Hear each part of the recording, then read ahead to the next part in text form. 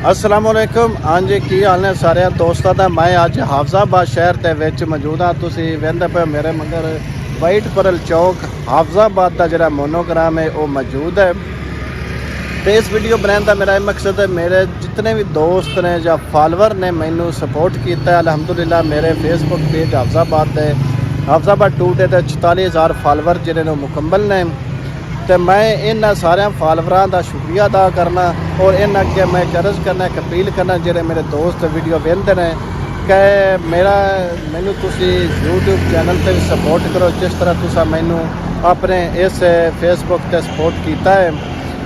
तो एक मैं इन्होंने सारे दोस्तों की एक ऑफर लैके आया भी जिन्होंने दोस्तों मैनू यूट्यूब चैनल पर सबसक्राइब किया तो मेरी वीडियो वेखी और चैनल सबसक्राइब किया तो उन्होंने वास्ते खसूसी ऑफर है कि मैं थले अपना व्हाट्सएप नंबर दे दिता है। उस नंबर पर मैनू उस वीडियो का चैनल का स्क्रीनशॉट भेजन, इंशाल्लाह मैं उन्होंने ना तो या उन्होंने जी वीडियो है वो बना के अपने इस फेसबुक पेज पर अपलोड जरूर करा था। सबसक्राइब करना नहीं भूलना। जिस तरह तुसा मैनू अपने इस फेसबुक पेज पर सपोर्ट किया है एवं तुसी मैनू यूट्यूब चैनल पर भी कामयाब करो तो सपोर्ट करो। अल्लाह तुहाडा निगहबान होवेगा।